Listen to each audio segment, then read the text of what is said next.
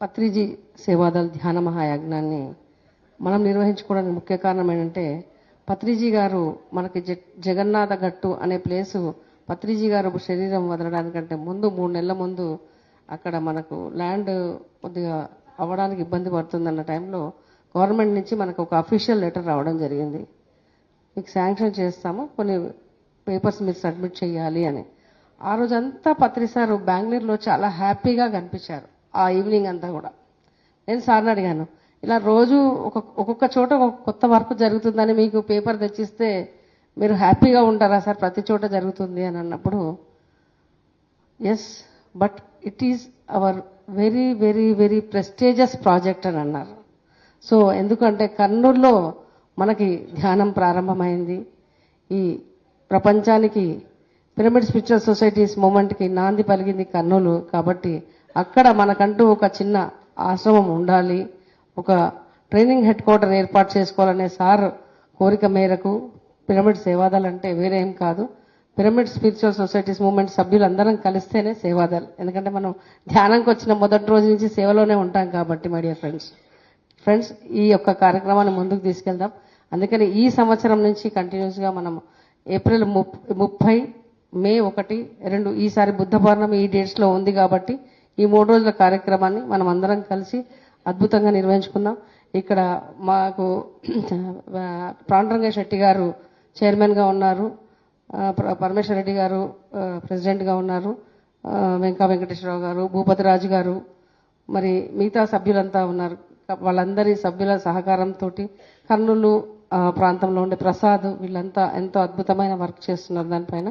మాకు ఈ ప్రోగ్రాం మొదలు అనుకున్న రోజు ఏం చేయాలో తెలియని పరిస్థితిలో హనుమంతరావు సార్ గారి దగ్గరికి, శ్రీరామ్ గోపాల్ సార్ గారి దగ్గరికి, ఎందుకంటే ఫైనాన్షియల్గా ఎలా మూవ్ అవ్వాలి, ఎలా అడ్మినిస్ట్రేషన్ చేయాలో తెలియదు కాబట్టి సలహాలు సూచన మేరకు హనుమంతరావు సార్ దగ్గరికి వెళ్ళి ఇలా అనుకుంటున్నాం సార్, ఇలా చేయాలనుకుంటున్నాము, దీంట్లో ఏమన్నా పొరపాట్లుంటే సరిదిద్దండి అని వారికి ఇచ్చాము. వారే మమ్మల్ని వెనక నుండి నడిపిస్తున్నారు, మీరు నడవండి మేము మీ వెనకాల ఉన్నామని సార్ 2 మాటలు. ఇప్పుడు పత్రిక గారు ఏ చేసినా ఏం చెప్పినా అది కరెక్ట్ అవుతుంది కదమ్మా. ఇప్పుడు ఫస్ట్ అది ఎప్పుడు చెప్పారు, అది నాకు ఆశ్చర్యకరమైన విషయం ఏంటంటే ఈ బ్రోచర్ ఇక్కడ రిలీజ్ చేస్తున్నప్పుడు అది కర్నూలు జగన్నాథ గట్టు, ఇక్కడ జగన్నాథ స్వామి ఆలయం ఇక్కడ ఉన్నట్లో దాన్ని రిలీజ్ చేసి అంటే చూడండి పత్రి గారి మాట. ఇప్పుడు అన్నారు ఆంధ్రప్రసాద్ అమ్మవారు ఏం చెప్పారు, ఇది తోలు నుంచి వచ్చిన మాట కాదురా బాబు, ఇది వచ్చిన మాట. అంతకంటే ఏం చెప్పాలి చెప్పండి.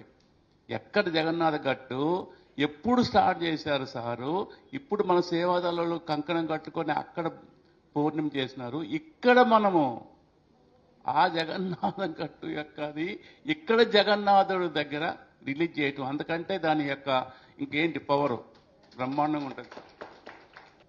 అండలూరు వెంకటేశ్వరరావు గారు మరి ఆంధ్రప్రదేశ్ పిరమిడ్ సేవాదల్ అధ్యక్షులు, గట్టిగా చప్పట్లు కొడదాం అండలూరు వెంకటేశ్వరరావు మాస్టర్కి. పిఎంసిలో ఉంటారు, పిరమిడ్ సేవాదల్లో ఉంటారు, అక్కడ డిస్ట్రిక్ట్ లో ఉంటారు, ఎక్కడ పోయినా అండలూరు సార్ ఉంటారు, గట్టిగా చప్పట్లు కొడదాం. నాకు అది పేర్లు విభాగాలు వచ్చినాయి కానీ అది ఏది చూసినా పత్రికారే కనిపిస్తారు, అది పత్రికారు పెట్టారు.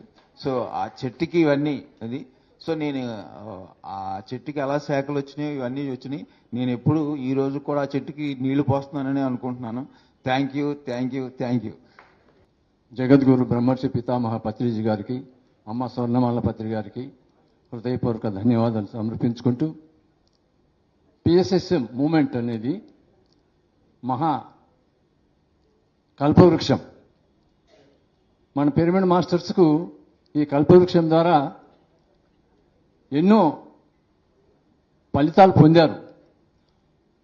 పత్రి గారు ఒక కొటేషన్ ఇచ్చారు, మీరు ఏదైనా పొందాలి అని అనుకుంటే ముందు మీరు ఇచ్చి చూడండి అని చెప్పేసి. మీరు ఏదైనా పొందాలి అని అనుకుంటే మీరు ఇచ్చి చూడండి అని అన్నారు. కాబట్టి మన పిఎంసి అంబాసిడర్స్ వాళ్ళు ఆ కొటేషన్ అర్థం చేసుకున్నారు. అందుకే ఎక్కడెక్కడెక్కడెక్కడి నుంచి వచ్చి ఈ జగన్నాథ ఆలయం ముందర మనం జగన్నాథ రథచక్రాలు ఏ విధంగా ఆ వీధులు గుండా దొల్లాయో ఈరోజు పిఎంసి రథచక్రాలు ఆ విధంగా శాకాహార రూపంలో దొల్లాయి. అంటే ఇంకా దీనికి తిరుగు ఉండదు, దొల్లుతూనే ఉంటుంది. ఈ ప్రపంచమంతా కూడా ధ్యానమయం, శాకాహారమయం, పిరమిడ్ మయం కావడానికే పిఎంసి అనేది కంకణం కట్టుకునేది. పిఎంసి లేకపోతే ఇంత విస్తృతంగా జరిగేది కాదు. మనం మనిషిగా ఎంత దూరం వెళ్తాం? వెళ్ళాం. ఇతర దేశాలకు కూడా మనం వాక్కు ప్రకారం తీసుకొచ్చాం డబ్బులు అక్కడి నుంచి. కానీ ఈ పిఎంసి ద్వారా పిఎంసి మాట్లాడుతుంది ప్రజలతో.